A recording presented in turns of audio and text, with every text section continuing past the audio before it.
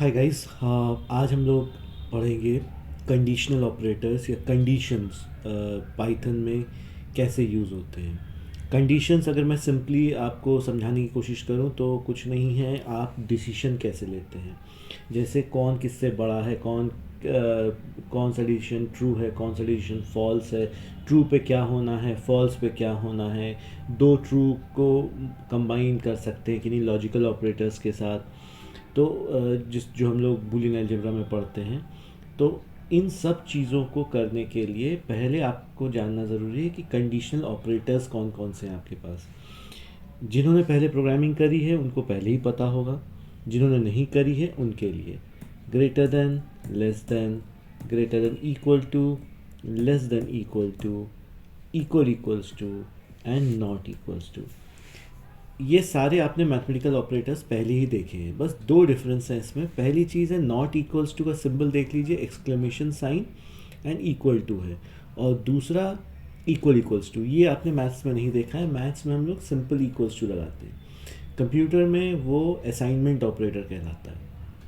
हमारे केस में जब हम कंडीशनल ऑपरेटर यूज़ करना चाहते हैं, जब हम ये देखना चाहते हैं कि इक्वलिटी चेक करें, मतलब ए और बी, लेफ़्ट और right hand side are equal, हमें ये चेक करना है, असाइन नहीं करना है, तब हम इक्वल टू ऑपरेटर का यूज़ करते हैं। नहीं तो बाकी सारे सिंबल्स आपने मैथ्स में पहले ही देखे हैं।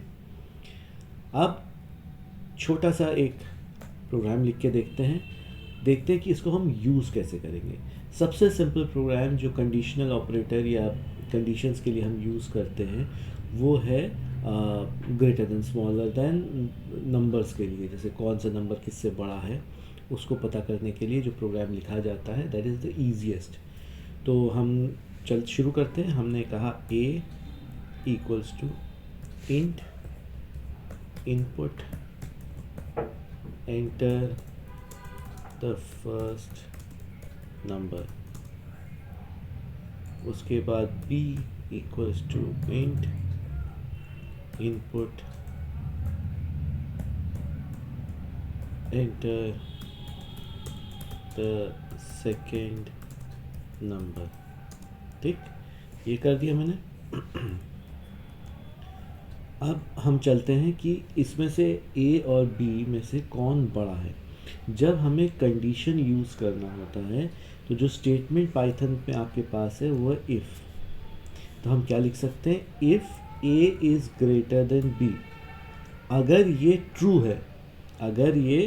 ट्रू है तो क्या होना चाहिए, हाँ होना ये चाहिए कि प्रिंट हो जाए, print a is greater then b। ठीक है, ये हो गया हमारा ट्रू कंडीशन। अब मान लेते हैं हमें एक और कंडीशन चेक करनी है। क्या कंडीशन, कि भाई b a से बड़ा है कि नहीं। तो हम क्या लिख सकते हैं, if b is greater then a, तो क्या प्रिंट कर दो, print b is greater then a। ठीक, और फाइनली एक कंडीशन हम मिस कर रहे हैं, वो है कि दोनों बराबर हैं। तो हम क्या लिख सकते हैं, इफ़ a, ध्यान दीजिएगा, if a equals to b, equals to not equals to, print a and b are equal. ठीक, ये हमारा एक छोटा सा प्रोग्राम हो गया जिसको हम किस लिए यूज़ कर रहे हैं कि दो नंबरों में से ग्रेटेस्ट कौन सा है। करेक्ट। अब इसको हमने सेव कर लिया, अब इसको रन करते हैं। Python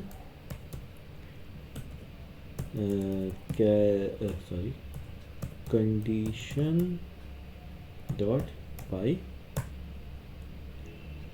enter the first number हमने एंटर किया 3, एंटर द सेकेंड नंबर हमने एंटर किया 9। तो क्या लिख के आ गया, b is greater then a। Correct. ये हमारा सिंपल इफ़ स्टेटमेंट हुआ जिसमें हमने कंडीशनल ऑपरेटर यूज़ करके डिसीजन लिए। इसको थोड़ा सा मॉडिफाई भी हम कर सकते हैं। एक और स्टेटमेंट हमारे पास है जो इफ़ के साथ यूज़ होता है, दैट इज़ एल्स इफ, या फिर शॉर्ट में बोले एल इफ। पाइथन में उसको एल इफ बोलते हैं। तो कैसे लिखेंगे उसको, ये 3 इंडिपेंडेंट कंडीशन की बजाय हम अब कंडीशंस को रिलेट कर दे रहे हैं। हम लिखेंगे elif B is greater than A, elif A equals to B. इससे कोड में कोई फ़र्क नहीं पड़ा, लेकिन कुछ कुछ केसेस में एल इफ लिखना कंपलसरी होता है इंस्टेड ऑफ इफ़। हम आगे उसको देखेंगे। जब तीनों कंडीशन एक दूसरे से रिलेटेड होती है तो हम एल इफ़ का यूज़ करते हैं, हम अलग अलग इफ़ नहीं लिखते हैं। अगर तीनों कंडीशन कंप्लीटली सेपरेट हैं, जिनमें आपस में कोई लिंक नहीं है, तब आप अलग अलग इफ़ लिख सकते हैं। अब देखिए, इसको मैं फिर से रन करता हूँ। इसको मैंने सेव कर दिया है। Let's run our program. और अभी भी चल रहा है। तो ये क्या होता है, ये आपको हेल्प करता है जब आपको 2 या 3 कंडीशंस जो रिलेटेड हैं उनको एक ही स्ट्रक्चर में लिखना है। इसमें एक जो लोग पहले प्रोग्रामिंग कर चुके हैं उनको इसमें प्रॉब्लम दिखेगी। प्रॉब्लम ये है कि अगर ए बी से बड़ा नहीं है और बी ए से बड़ा नहीं है, तो भाई वो तो बराबर ही होगा ना, और तो कोई कंडीशन हो नहीं सकती कि ए बी से बड़ा नहीं है, बी ए से बड़ा नहीं है, तो दोनों बराबर ही हुए। यही तो हुई ना लॉजिकल ऑपरेशन। तो लॉजिकल ऑपरेशन अगर ये है तो हम उसको कैसे कर सकते हैं, हम यहाँ पे एक और स्टेटमेंट है, इसका मतलब होता है अगर कुछ ना हो तो, मतलब एल्स, अगर ए बी से बड़ा ना हो, बी ए से बड़ा ना हो, तो क्या करना है। करेक्ट। तो उसको हम लोग क्या कहते हैं, एल्स। एल्स एक ही लगा सकते हैं, एल्स एक से ज़्यादा नहीं हो सकता। अगर आप चाहें तो इसको एक बार हम लोग फ्लो चार्ट के फॉर्म में देख लें तो शायद हमें ज़्यादा समझ में आएगा कि इफ़ और एल इफ़ और एल्स में क्या अंतर होता है, हम क्यों एल इफ़ यूज़ करना पसंद करते हैं, इफ़ अलग अलग इफ़ यूज़ करना क्यों नहीं पसंद करते हैं। अब अगर हम ये जो तीनों स्टेटमेंट, तीनों स्ट्रक्चर्स हमने पढ़े हैं, उनके फ्लो चार्ट पे अगर नज़र डालें तो देखिए फ्लो चार्ट में कैसे हल्का सा डिफरेंस आ जाता है ईच टाइम हमने स्टेटमेंट का स्ट्रक्चर चेंज किया है, सिंपल इफ से, एल इफ से और एल्स से। अब इसका फ्लो चार्ट देख लें। सबसे पहले स्ट्रक्चर का, जिसमें हमने कोई एल इफ नहीं यूज़ किया, सिंपल 3 अलग अलग इफ हैं। ध्यान देने वाली बात यह है कि इसमें ट्रू होने पे तो प्रिंट ए उसने कर दिया है, लेकिन प्रिंट ए करने के बाद वो फिर A is less than B test करने चला गया, क्योंकि इसकी कोई ज़रूरत नहीं है। क्या ज़रूरत है, आपका ए तो बी से बड़ा हो ही चुका है, आपने प्रिंट ए कर ही दिया, उसके बाद आप फिर से क्यों टेस्ट कर रहे हैं। दिस इज़ अ प्रॉब्लम जब हम 3 अलग अलग कंडीशन यूज़ करते हैं। अब देखिए A is less than B check किया, ट्रू हुआ, और फिर चेक करने चला गया ए इक्वल्स टू बी। इसका क्या मतलब है, इसकी तो ज़रूरत ही नहीं ना आपको, जब एक कंडीशन ट्रू हो चुकी है, क्योंकि ये तीनों रिलेटेड कंडीशन है। तो एक बार कोई कंडीशन अगर ट्रू हो जाती है तो आपको दूसरी कंडीशन चेक करने की ज़रूरत नहीं है, आपको सीधे स्टॉप पे चला जाना चाहिए, लेकिन ऐसा नहीं होता है। ये हमारा पहला स्ट्रक्चर था जिसमें हम सिर्फ इफ़ यूज़ कर रहे थे, एल इफ़ नहीं यूज़ कर रहे थे। अभी हमारा दूसरा स्ट्रक्चर है, इसमें देखिए हम एल इफ़ यूज़ कर रहे हैं। एल इफ़ यूज़ करने पे एक हल्का सा डिफरेंस आ जाता है। क्या, if A is greater than B, true, print a, उसके बाद यहाँ से सीधे कहाँ चला गया, स्टॉप पे। करेक्ट। अब उसको दूसरी कंडीशन चेक करने की ज़रूरत नहीं है। अगर वो फॉल्स होता है तब वो दूसरी कंडीशन चेक करता है, अगर वो ट्रू हो गया सेकंड कंडीशन तो प्रिंट किया और वहाँ से स्टॉप पे चला गया, तीसरी कंडीशन पे जाने की ज़रूरत नहीं है। और तीसरी कंडीशन तो आप जानते ही हैं, ट्रू होगा तब भी वो स्टॉप पे जाएगा, फॉल्स होगा तब भी वो स्टॉप पे जाएगा। लेकिन इन दोनों कंडीशंस के चेंजेस देखिए, एक बार इन दोनों में से कोई भी कंडीशन ट्रू हो जाती है तो वो अपना काम करके स्टॉप पे निकल जाता है, दूसरे कंडीशन को ज़बरदस्ती चेक करने की कोशिश नहीं करता। ये इसका एलिफ का फ़ायदा होता है जब हम रिलेटेड कंडीशन को चेक कर रहे होते हैं। और ये फाइनल स्ट्रक्चर है जिसमें हमने एल्स का यूज़ किया है, जिसके कारण हमने एक कंडीशन कम कर ली है। अगर A is greater than B तो ट्रू, प्रिंट ए करो, बाहर आ जाओ। नहीं तो if A is less than B, true, print B करो और बाहर आ जाओ। उसके बाद कंडीशन चेक करने की क्या ज़रूरत है, अगर ए बी से बड़ा नहीं है और ए बी से छोटा नहीं है तो भाई दोनों बराबर ही होंगे, तो सीधे सीधे क्या प्रिंट कर दो, बोथ आर इक्वल, और वहाँ से बाहर आ गए। तो आप इसको अगर समझना चाहते हैं, ये डायग्राम मैं अपने ब्लॉग पोस्ट पे डाल दूँगा, उसका एड्रेस आपको दे दूँगा, आप वहाँ से डाउनलोड करके समझ सकते हैं या वहाँ पढ़ सकते हैं। ठीक है, आगे चलें। अब इन्हीं कंडीशंस में देखते हैं हम लोग बूलियन ऑपरेटर्स एंड और कैसे यूज़ करते हैं और क्यों यूज़ करते हैं, क्या उसकी ज़रूरत है भी हमें। ठीक, चलिए एक नया प्रोग्राम बनाते हैं। इसमें हम देखेंगे कि जब हमें कंडीशंस को एक साथ यूज़ करना होता है तो कैसे करते हैं। एग्जाम्पल के तौर पे आपका जब ग्रेड बनता है तो कैसे हम उसको यूज़ करते हैं। लेट मी कॉपी दिस, थोड़ा आसान हो जाएगा। यहाँ पे हमने नाम रख दिया मार्क्स और हमने कहा enter total marks.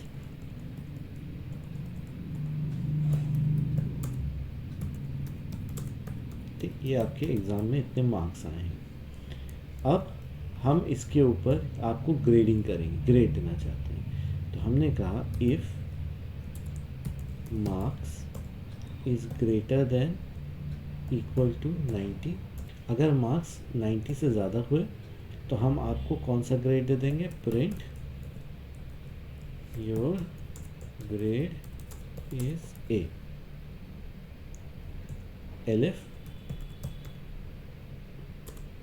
marks is greater than equal to 80 and marks is less than 90। तो आपका कौन सा ग्रेड हो जाएगा, आपका ग्रेड हो जाएगा बी। तो ये हो गया print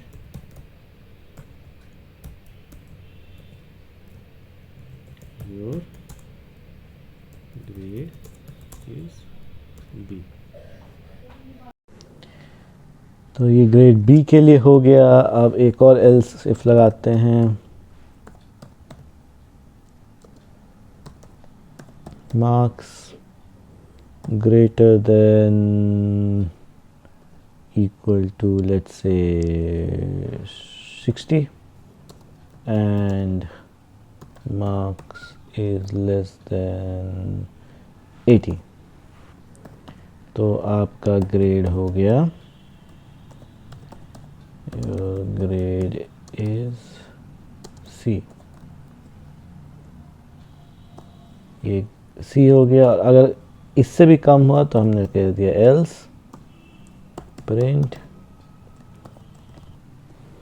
print your grade is D। तो ये हमारा सिंपल सा प्रोग्राम हुआ जो ये चेक करता है कि अगर आपके मार्क्स 90 के ऊपर हैं तो आपका ग्रेड ए है, अगर आपका मार्क्स 80 के ऊपर है लेकिन 90 से कम है तो बी है, नहीं तो सी, नहीं तो डी। ठीक, इसको रन करें। तो इसने मार्क्स पूछा तो मैंने मार्क्स दिया लेट्स से 91। तो मेरा ग्रेड क्या आ गया, ए आ गया। अब जानबूझ के मैं इसमें मार्क्स देता हूँ लेट्स से 55। तो मेरा ग्रेड क्या आ गया, डी आ गया। अब आप मुझसे ये भी पूछ सकते हैं कि इसको हम अलग अलग इफ़ से क्यों नहीं कर रहे। अलग अलग इफ़ मतलब जो फर्स्ट स्ट्रक्चर हमने देखा था जिसमें हम अलग इफ़ लगाते थे, बिल्कुल कर सकते हैं, करिए और देखिए क्या होता है। हमने ये यहाँ से एल्स लगा दिया और ये सब इफ़ पे डाल दिया और इसको भी एक इफ़ में डाल दिया, if marks is less then 60। ठीक है, डाल दिया। अब देखिए मैंने एक छोटा सा चेंज किया इसमें। क्या चेंज किया है, मैंने एल से हटा दिया। करेक्ट, मैंने एल से हटा दिया है और सिंपल इफ देन एल्स लगाया है, नो बूलियन ऑपरेटर्स, सिर्फ लॉजिकल कर रहा हूँ। Marks is greater than 60 and blah blah blah. ठीक है, इसको ऐसे ही रहने देते हैं, जानबूझ के मैंने हटा दिया। देखिए क्यों ज़रूरत पड़ता है आपको एंड और इन सब की। अगर आप नहीं करोगे तो क्या रिज़ल्ट हो सकता है, ये देखिए। मार्क्स मैंने जानबूझ के दिया 92, मेरे कितने ग्रेड आ गए, ए बी सी सारे ग्रेड आ गए, जबकि मेरी ग्रेड क्या होनी चाहिए थी, ए। ऐसा इसलिए हो रहा है क्योंकि एक तो आपने अलग अलग लिखा है। सबसे पहली गलती तो आपसे ये हो गई है कि आपने इफ़ अलग अलग लिखा, तो वो हर इफ़ को चेक करेगा। तो देखिए 92 किस किस इफ़ में ट्रू बैठेगा, इसमें ट्रू बैठेगा तो उसने ग्रेड ए प्रिंट कर दिया। फिर नेक्स्ट लाइन में आएगा, इसमें बैठेगा तो ग्रेड बी प्रिंट कर दिया। फिर इसमें भी बैठ जाएगा तो ग्रेड सी प्रिंट कर दिया। सिर्फ एक ही कंडीशन फॉल्स होगी जो कि लेस देन 60 वाली होगी। तो अगेन मैं रिपीट यही कर रहा हूँ कि जब भी आपके पास रिलेटेड कंडीशन हो तो इसको ऐसे ना लिखिए, इसको एल इफ़ या एल सिफ जिसे हम लोग कहते हैं उससे करिए।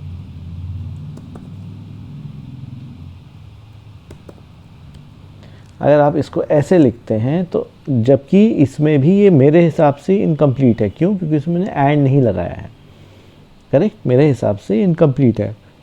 लेकिन फ़ायदा ये होता है इसका कि एक ही कंडीशन रन होगी ना, जैसी एक कंडीशन ट्रू हो जाएगी दूसरी कंडीशन ट्रू नहीं होगी, क्योंकि दूसरा कंडीशन वो चेक ही नहीं करेगा।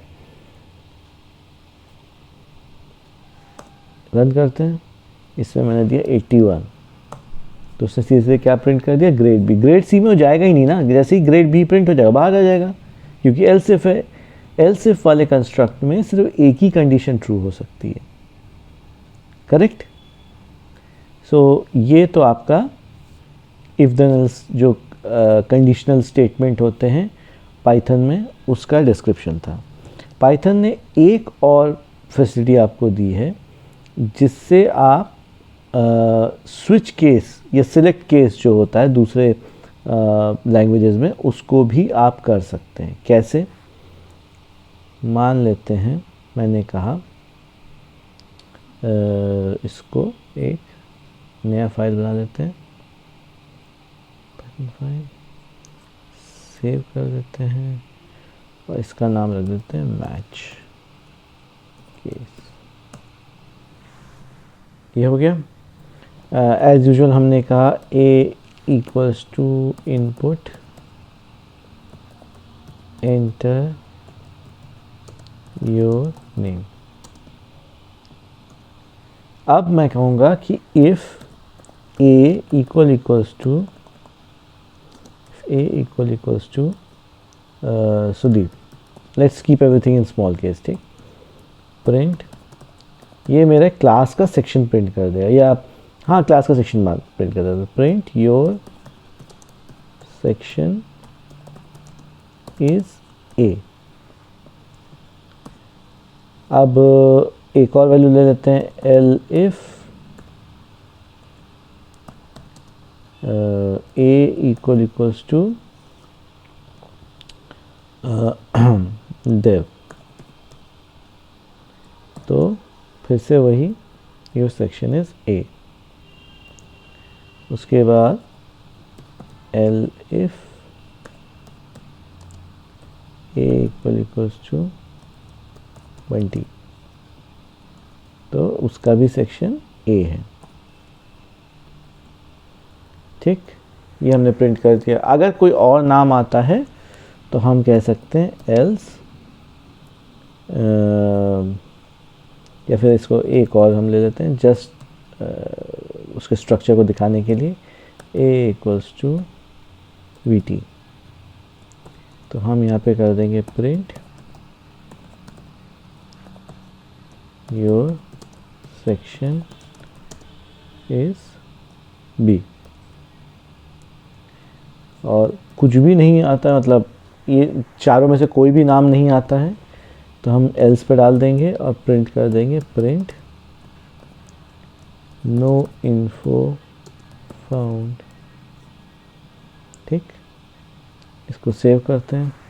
अब अगर हम इसको रन करें तो इसका नाम है match case, match case dot py. इसमें मैंने एंटर किया बंटी, तो उसने क्या प्रिंट कर दिया, योर सेक्शन इज ए। अब इसी चीज़ को हम रीराइट कर सकते हैं पाइथन में दिए गए मैच स्टेटमेंट से। कैसे रीराइट कर सकते हैं देखते हैं। यहाँ से इसको हटा दीजिए, यहाँ हम लिख देंगे मैच और ब्रैकेट के अंदर ए, फिर लगाइए। नेक्स्ट हो गया केस। केस क्या हो जाएगा आपका सुदीप, और देव और बंटी। तो हमें क्या प्रिंट कर देना है, हमें प्रिंट कर देना है कि योर सेक्शन इज ए, ठीक। और अगर केस जो है आपका वीटी है तो क्या प्रिंट हो जाएगा, यहाँ इसको कर देते हैं केस और इसको इंडेंट करते हैं और यहाँ कर देते हैं वीटी। तो आपका हो जाएगा print your section is B, ठीक। इंडेंट करना मत भूलिएगा, पाइथन में इंडेंट करना ज़रूरी होता है। और जब एल्स होता है ना, एल्स इसमें भी है आपके पास, जिसको कई लैंग्वेज में डिफ़ॉल्ट भी कहते हैं, लेकिन इसमें डिफ़ॉल्ट नाम नहीं है, इसमें नाम होता है केस अंडरस्कोर। केस अंडरस्कोर का मतलब हुआ कि अगर ऊपर किसी भी चीज़ से मैच नहीं करता है तो फिर इसमें आ जाओ। इसको सेव करते हैं और इसको फिर से रन करते हैं। फिर मैं वैल्यू दे रहा हूँ बंटी, देखिए सेक्शन ए आ गया। और अगर मैं इसको रन करके वैल्यू देता हूँ वीटी तो सेक्शन बी आ गया। ये भी एक तरीका है जिससे आप कंडीशनल जंप्स ले सकते हैं। आई होप आपको मेरा वीडियो पसंद आया होगा। अगर आपके पास कोई भी क्वेश्चंस हैं, कोई भी सवाल हैं, तो प्लीज़ कमेंट करके पूछिएगा। और इस वीडियो को ज़्यादा से ज़्यादा लाइक करिए, शेयर करिए और सब्सक्राइब बटन पे क्लिक करिए। आप लोग वीडियो देख तो रहे हैं, बहुत लोग वीडियो देख रहे हैं, लेकिन कोई सब्सक्राइब नहीं कर रहा, तो प्लीज़ सब्सक्राइब कर लीजिए। मुझे भी थोड़ा मोटिवेशन मिलेगा, मैं और भी वीडियोस बनाऊंगा। Have a nice day and a very happy new year to all you guys. Bye bye.